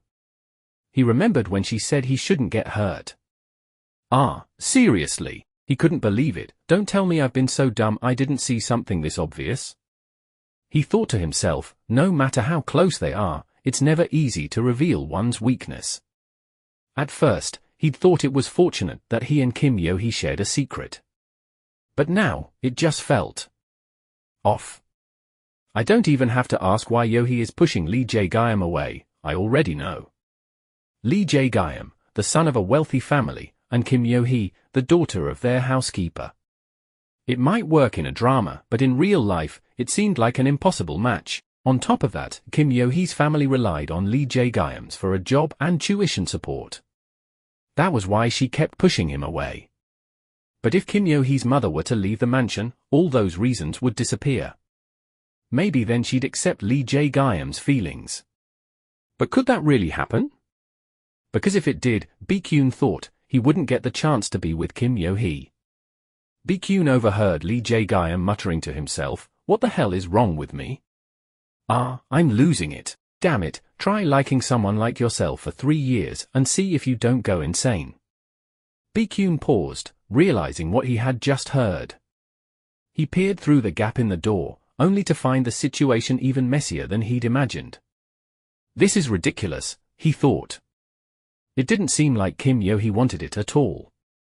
No matter how much you liked someone, who would enjoy having their lips rubbed out of nowhere?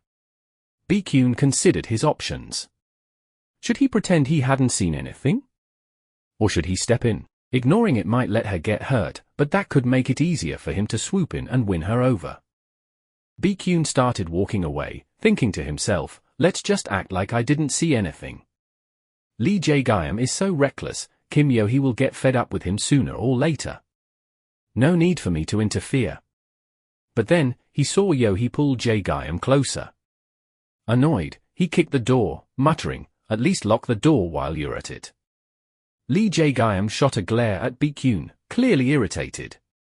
Baek Hyun shrugged and said he had knocked, but they just hadn't heard it. Jae-gyum got even more frustrated, snapping about reading the room and not ruining the mood. Baek Hyun, however, wasn't fazed. He commented that it didn't look good to him, like Jae-gyum was forcing himself on her.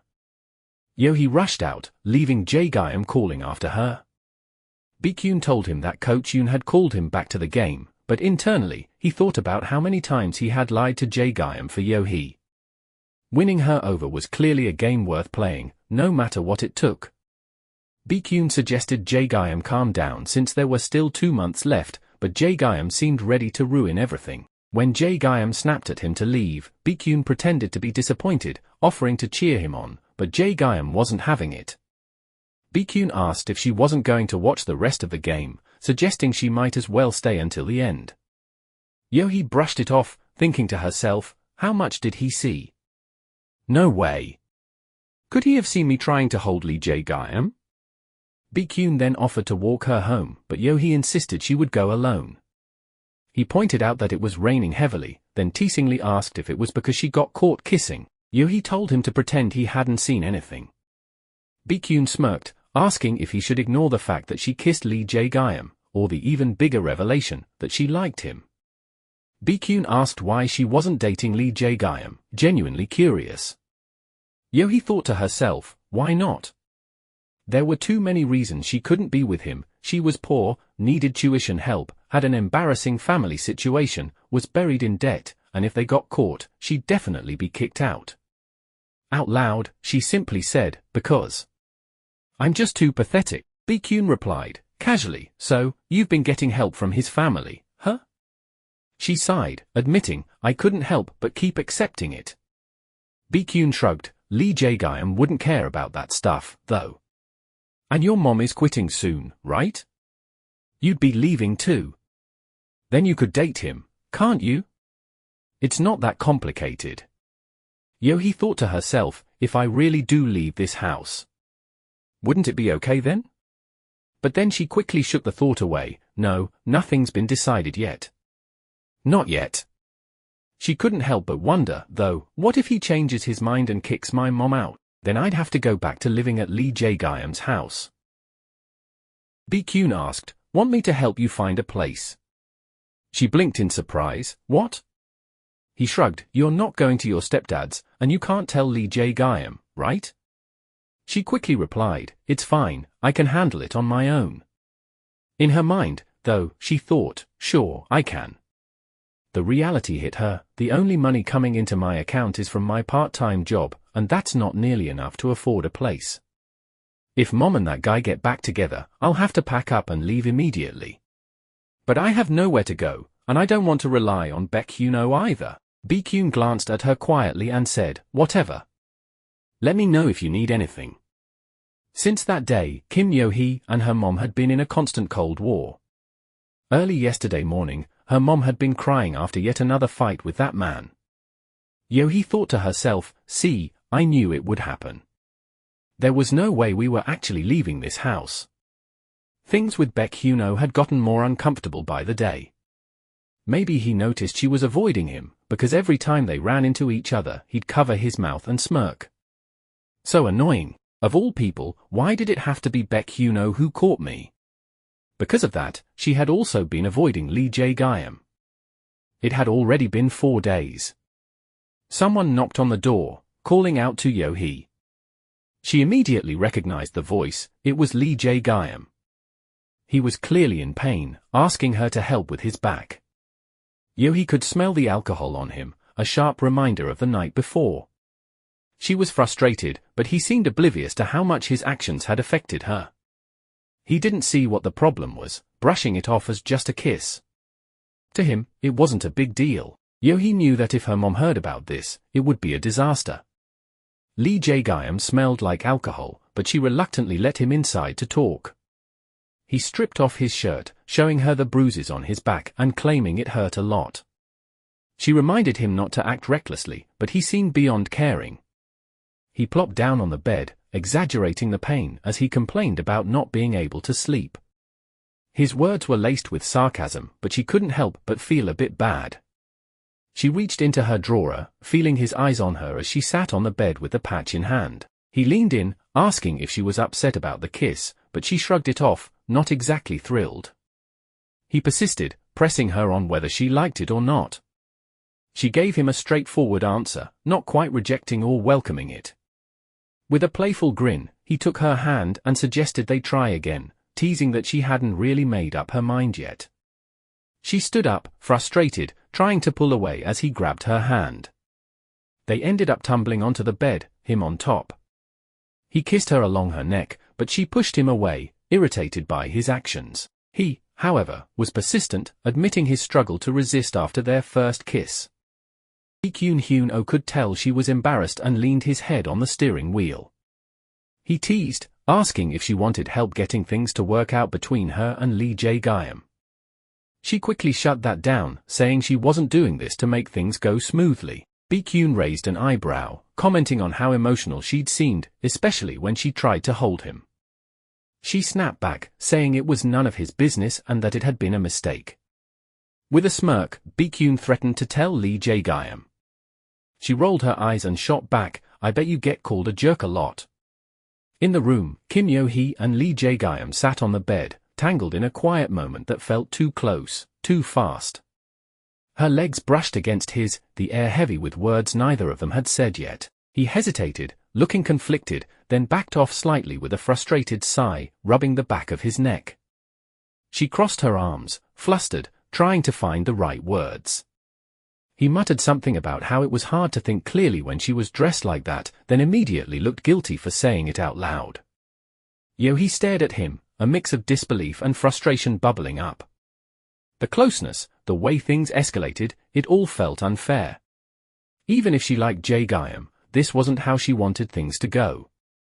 She felt her cheeks burn, more out of anger than embarrassment. Why did her feelings have to be this complicated? She took a breath and moved back, putting space between them. Her heart was racing, but her mind was clearer now. This wasn't the right time, and definitely not the right way. She pulled the blanket up to her shoulders, turning away from him. He looked confused and frustrated, asking what she was doing. She answered curtly, her voice cold. It was obvious, she was trying to collect herself, maybe wipe away the sting of the moment. He stared at her, his tone shifting from annoyed to hurt. he asked if she really hated being near him that much, whether his touch, his kiss, everything, was just unbearable to her. Yeo-hee sat up, her eyes sharp. She reminded him how he'd treated her, like she didn't matter.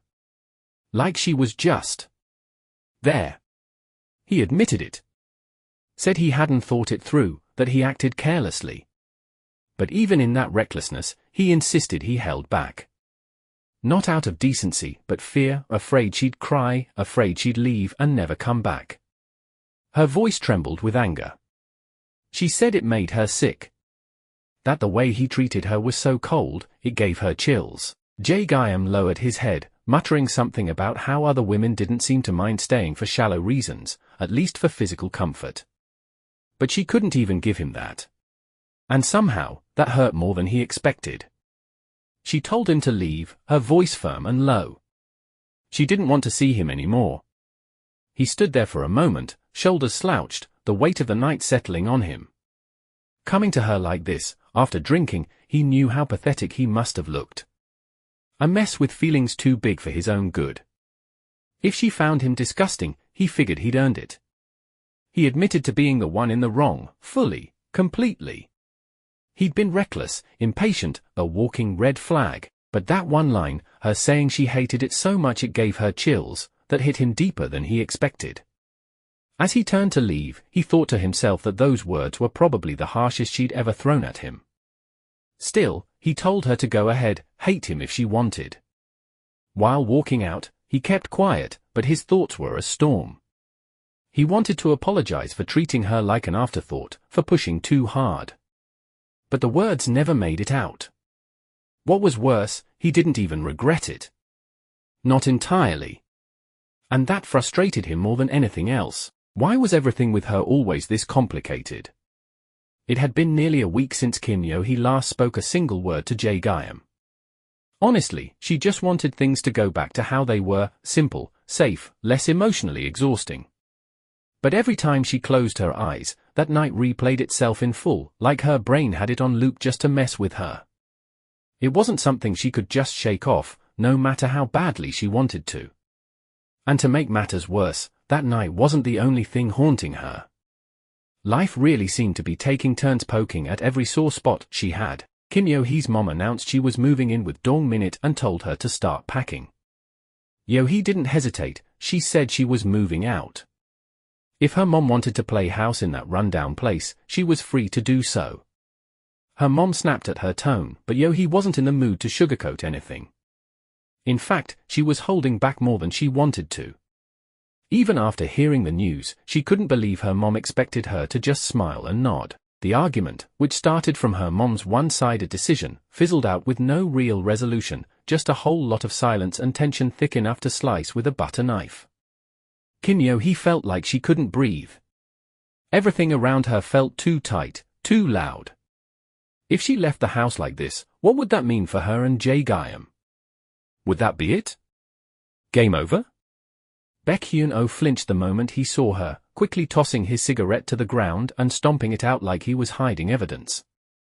He muttered something about her scaring him half to death. She asked why he looked so spooked, and he confessed he thought she was the gardener. Apparently getting caught smoking in the backyard was a one-way ticket to an early grave. She dropped into a chair nearby, warning him to be careful since old man Kim was always lurking. He chuckled and took a seat too, saying he already knew and was trying to keep a low profile. Then he shot her a look, sharp enough to cut through her silence, and guessed right away that she'd had another fight. His voice lowered, a bit more serious now, as he asked if she was really planning to leave. She gave a quiet nod.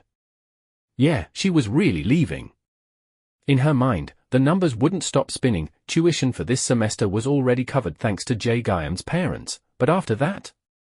She had no clue how she'd manage rent, food, or anything else. The future felt like a giant question mark with teeth.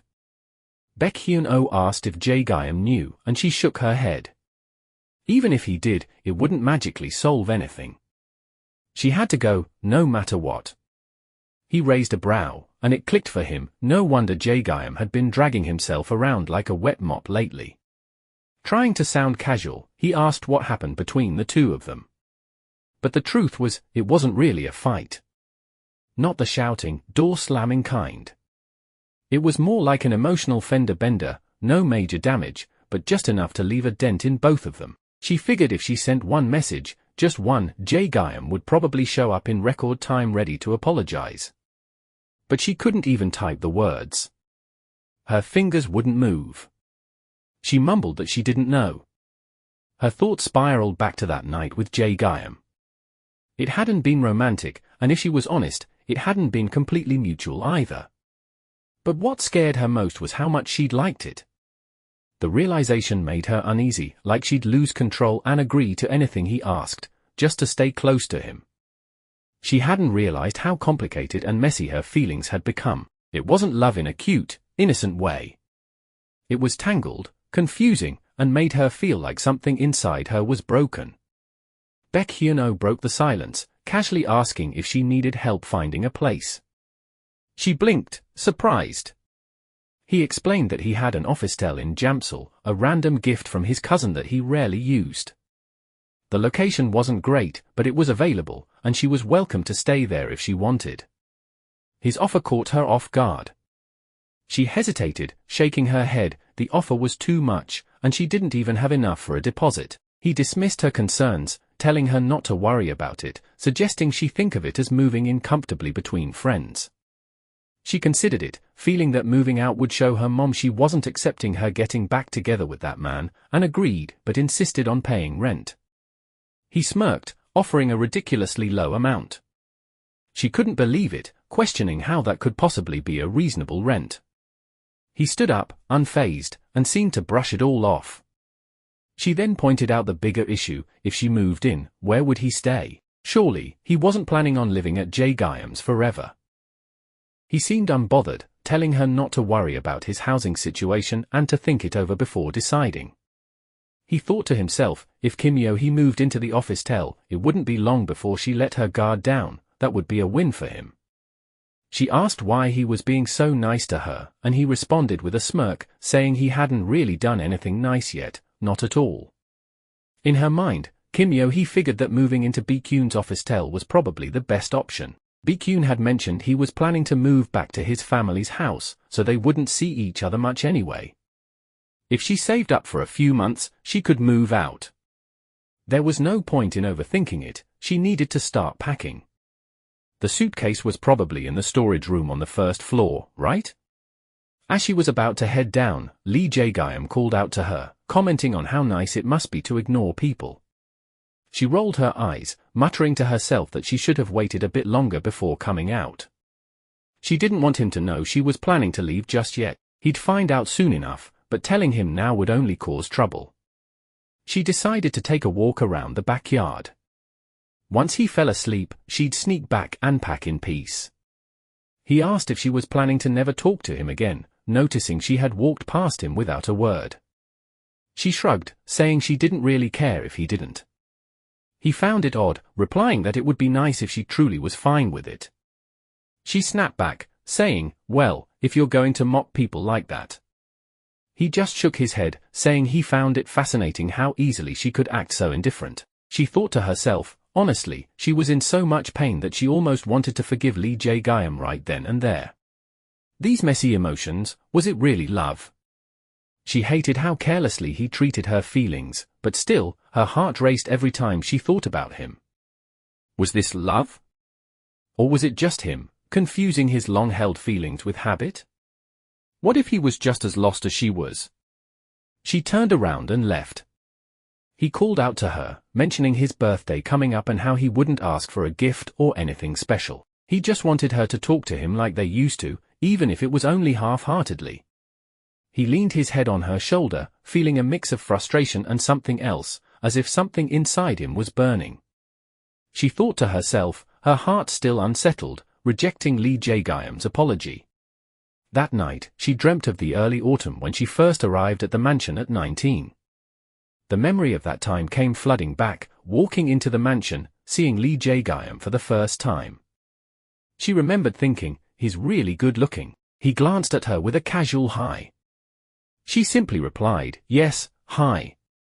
Life on the ship had been smoother than expected, but one thing kept bothering her: Lee Jae-gyum's sudden kindness.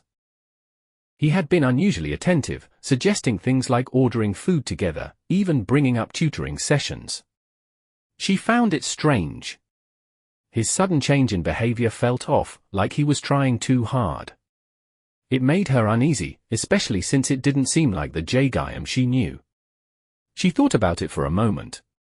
She knew how expensive Lee Jae-gyum's tutoring was, and now he wanted her to join? Was this a setup?